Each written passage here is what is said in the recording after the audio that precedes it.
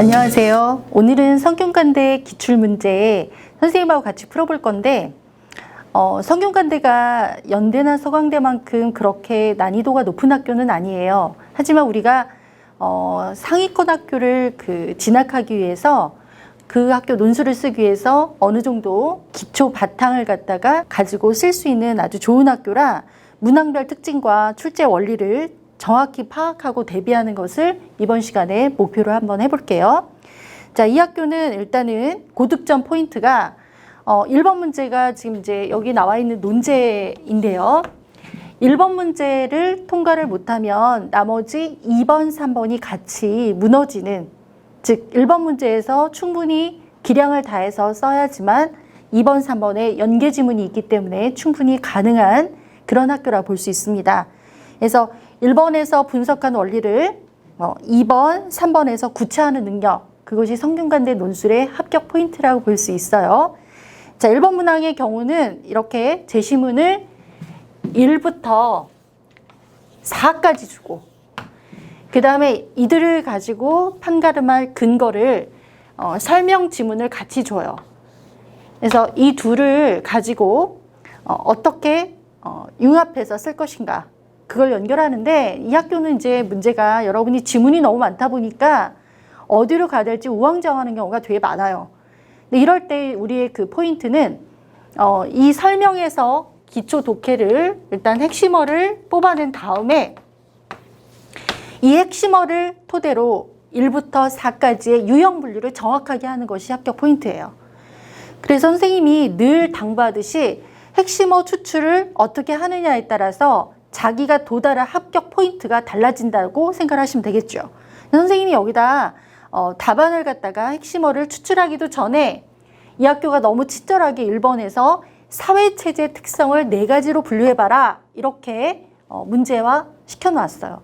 여기서 여러분이 사회체제의 특성이라고 한다면 어떤 사회체제의 특성일까를 설명해서 뽑아낸 다음에 그거에 입각해서 써야 하는데, 제일 중요한 거는 제시문에서 어떤 걸 많이 연결을 한다기보다는 여기서 나온 사회체제를 가지고 자기가 결대, 소결, 선생님이 늘 가르쳐 주듯이 강조하는 결론을 앞에 써주고 대전제, 소전제, 그 다음 마지막 결론. 그럼 이제 학생들이 그럴 거예요. 앞에 결론, 뒤에 결론. 이렇게 되면 결론 2번 쓰나요? 아니죠. 맨 처음에 결론은 큰 범위의 결론이에요. 그러니까 그 프레임만 결론으로 짚어주고 내가 이렇게 분류하게 된 이유를 가지고 대전제와 소전제에서 구체화를 시키는 거죠. 그 다음 마지막 마무리, 여기에서 이제 특성이라든지 장단점이라든지 효과라든지 이런 세부적인 것들을 가지고 마무리를 시켜주면 되겠죠. 결론적으로 연결을 해보면 이 지문은 사회체제를 경제체제와 정치체제에 큰 분류를 해놓고 있어요. 우리가 생각할 때 경제체제, 이거는 일반 상식으로도 아마 알 거예요. 경제는 뭐 시장경제가 있고 그 다음에 사회경제가 있고, 여기서도 마찬가지로 순수시장 경제와 사회적 경제를 언급을 하고 있고요. 그 다음 정치체제로 민주주의와 자유주의를 언급하고 있어. 우리는 그냥 이렇게 분류해 놓은 것을 그대로 따라가서 특성만 추출하면 되죠. 특히 이제 소전제 같은 경우는 각각 이렇게 분류된 이유가 무엇인지를 요약하는 거야. 시장경제의 특징, 사회경제의 특징. 자, 이때 이제 우리가 이것들을 분류하다 보면 필연적으로 거치게 되는, 왜 이렇게 나뉠 수밖에 없는가에 대한 이유가 등장을 해요. 중요한 거는 시장이 그대로 아담 스미스 말대로 그냥 굴러가게 놔두는 거, 이것은 국가가 개입하지 않는 거죠. 그러나 사회적 경제체제는 국가가 개입을 해. 그러면 이 제시문 안에는 국가의 개입에 대해서는 나와 있지 않아. 그러면 이거 나와 있지 않은 걸 누가 찾는 거야? 여러분이 찾는 거예요. 그게 바로 합격 포인트예요. 그러니까 성균관대는 제시문을 그냥 던져주고 여러분이 이렇게 분류해야 되는 이유가 무엇인가를 대전제, 소전제에서 연결해서 결론에서 마무리를 지어주는 거. 그 부분에서 점수가 많이 갈린다고 볼 수 있어요.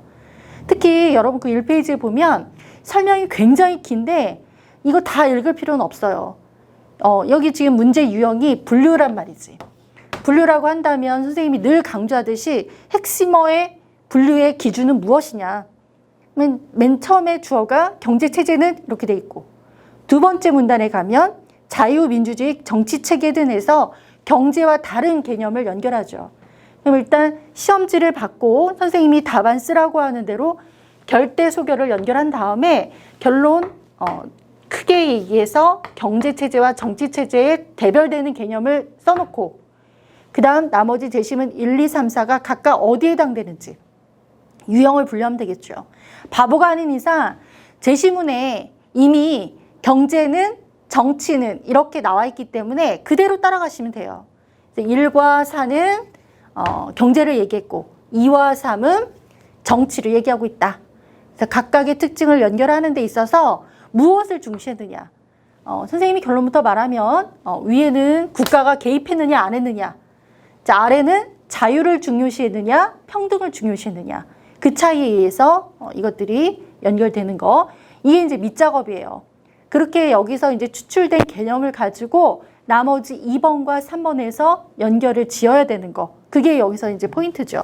근데 우리가 보통 이렇게 결대소결로 이렇게 딱 기계적으로 유형화시켜서 쓰는 건 너무나 잘하는 일인데, 여기 이제 필수적으로 여러분이 성균관대 이어서 나는 서강대도 쓰고 싶고 연대도 쓰고 싶다 이런 생각이 들면 또 어떻게 해야 되냐면, 개념이라는 거를 갖다가 자기가 평소에 유형 작업을 할 줄 알아야 되는 거죠. 선생님이 그래서 여러분한테 다 배부했듯이 기본 개념어 정리를 좀 해둬라.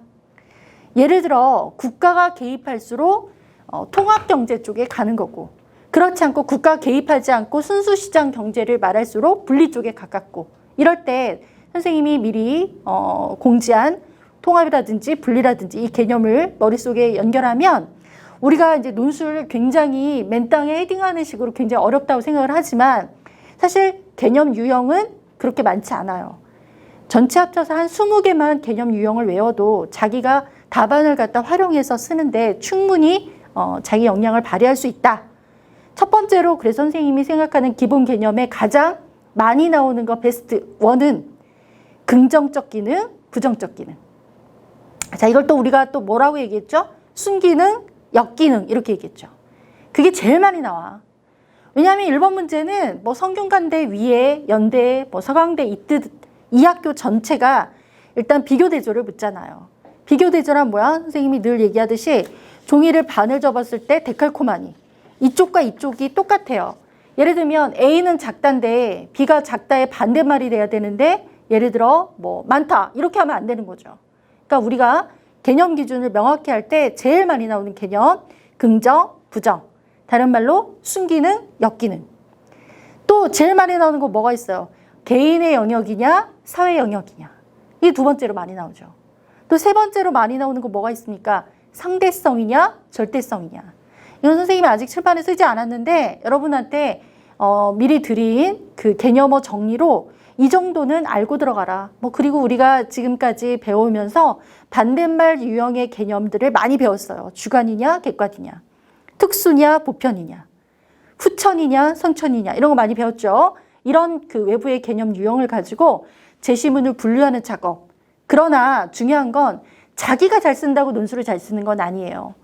예를 들어 내 친척은 정말 논술하고 2년 다녔는데 떨어졌어요. 논술 지원해봤자 아무 소용없어요. 이렇게 말하지만 중요한 건 그 사람이 놓친 건 뭐가 되겠어요? 대학이 원하는 답안을 써야 돼. 그러니까 성균관대는 성균관대의 특징이 있고 연대는 연대의 출제자와 채점자가 원하는 답안이 있죠. 그대로 쓰지 않는 거야.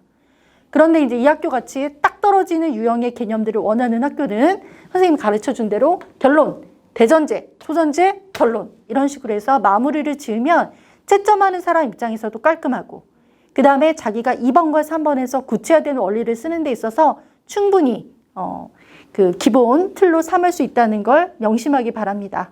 자, 오늘 수업은 여기까지 할게요.